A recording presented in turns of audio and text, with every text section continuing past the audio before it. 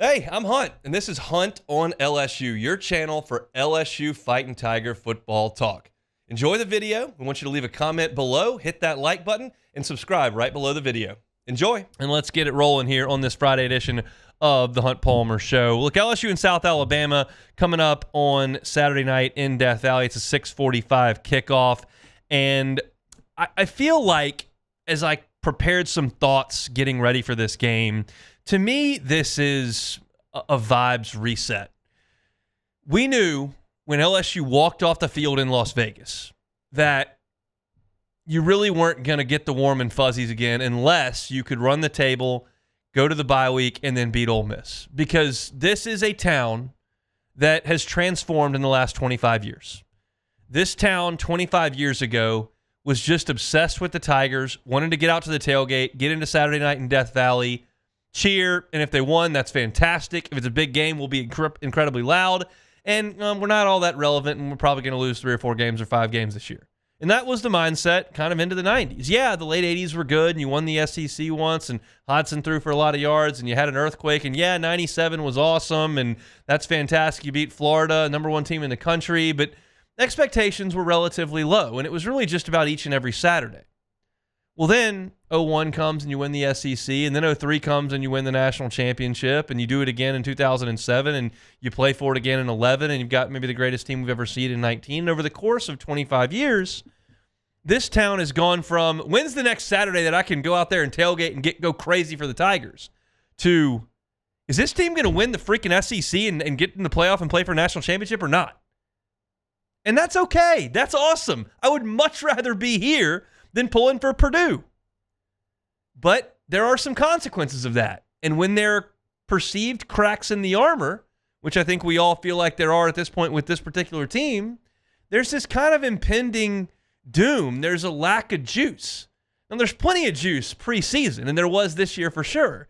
But as soon as you see those cracks in the armor, as soon as you lose that first game and create zero margin for error, it's kind of like, this team, And that's kind of the way that I feel. And there's no chance that going out there against South Alabama is going to completely change the mindset about this team. I'm well aware of that.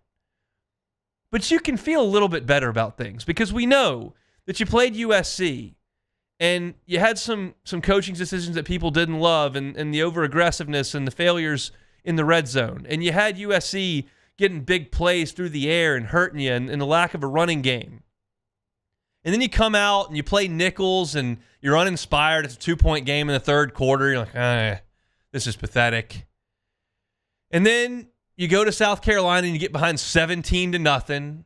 And it's easy to look at that game and go, well, look, the backup quarterback came in and he stinks. And you shouldn't be on South Carolina's level anyway. And there's plenty of meat on the bone there for the pessimists.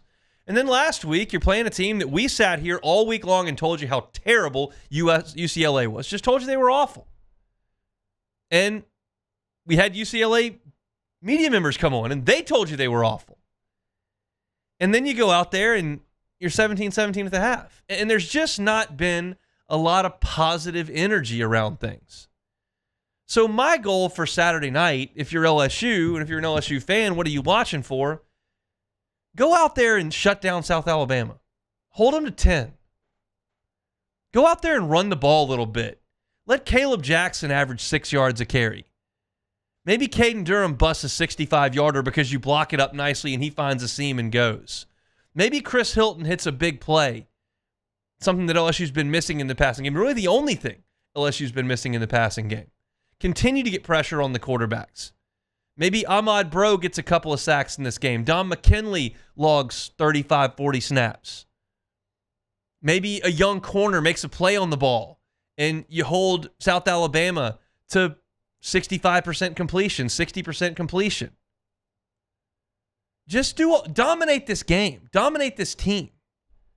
That's really the only way this is going to feel decent going into the bye week. This is not going to be a pleasant bye week to go into for us to sit here and talk about, and you to talk about at work, and you to text with your buddies, and you to talk about at church or on the golf course or wherever you are next weekend.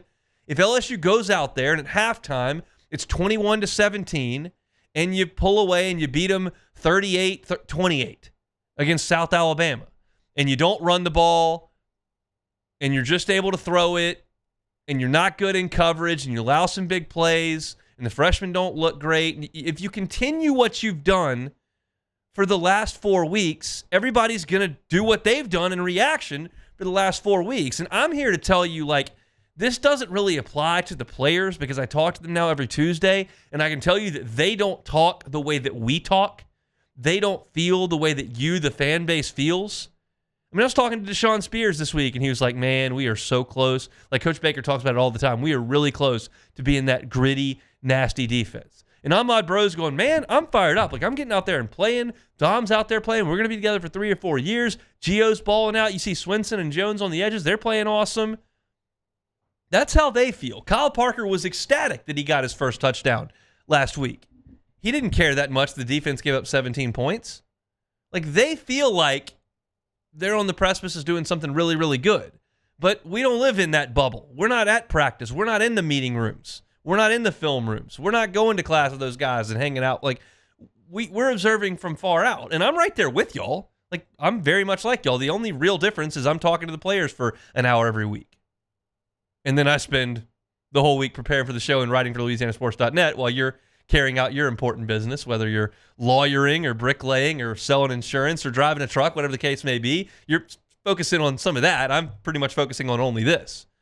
But I don't think it's unfair to say that the vibes are not super awesome for a team that sits here right now at 3-1. For a team that should be 4-1 going in to the bye, and quite honestly has every goal that it could have still on the table, save an undefeated season, which is not a necessity anymore. But this week, in this game, LSU's got a chance to do one of two things. There's only two ways it can go. They either play a complete game and eviscerate South Alabama and get the hint that some things are being fixed, which is reasonable to expect because Brian Kelly's teams have gotten better over their time. Or you go out there and you look like you did against Nichols, or you look like you did in the first half against UCLA, or you look like you did in the first 15 minutes against South Carolina. You do that, well, everybody's going to feel the same way they felt for 4 weeks. So that's really the chore. I'm not here anymore. We did a little bit yesterday to break down Gio Lopez or tell you about Fluff Bothwell or Major Applewhite's system or whether or not it's important that South Alabama scored 87 points on Northwestern or blew out Appalachian State and played good on both sides of the ball. I mean, keep in mind, last week they only gave up 10 points and 7 of them were on a Hail Mary before the half. They played a complete game last week, but I don't really care. I don't really care what South Alabama does because they're South Alabama. They've been playing football for like 15 years, and they should be insignificant on LSU's track to do something this year. You go out there, you run the ball, you complete your passes, you get the starters out of the game in the third quarter, you play good defense, you don't allow big plays, you hold them to 10, you blow them out by 35 points, and then you go into the bye week and you get some juice in this town for what, assuming they win, is going to be a great environment coming up in 2 weeks when Ole Miss comes to town undefeated and in the top 5 in the country. But that's really the only thing that can be accomplished here. And we all sit here and hope that it does happen. You're, a 22-point favorite, 21.5, 21-point favorite, depending on the number. You win the game somewhere close to that, and it's like 40, 41, 21. People are going to go, eh.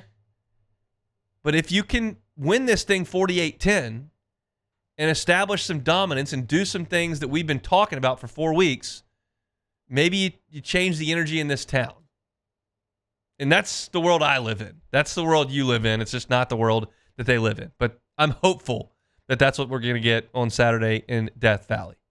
Kickoff is set for 6:45. That means at 1:45, you will have the pregame show between Charles Hannegriff and Matt Musso coming to you from Rouse's, Burbank, and Lee. On your way out to campus, you can stop by Rouse's and see them at 1:45. 4:45, I'll jump on the airwaves on the LSU Sports Radio Network. We'll bring you up to 30 minutes before kickoff at about 6:15. Toss it over to the broadcast team. We'll change this week. That's Chris Blair, Chris Blair, Gordy Rush, and Marlon Favorite down on the sideline. 30 minutes after it goes final, we'll rejoin you, myself, Brandon Taylor, and Marlon Favorite on the Fighting Tiger postgame report. And then 90 minutes after the game goes final will be Charles Hannegriff and Richard Dixon from right here in the Mercedes-Benz Baton Rouge studio, giving you a recap of the day and certainly of LSU and South Alabama. They will take your phone calls right here on Eagle 98.1. Hey, thanks for watching Hunt on LSU. Before you get out of here, do us a couple of favors. Hit that like button, leave your comments below, and subscribe to the channel for all your Fighting Tiger football talk. See you next time.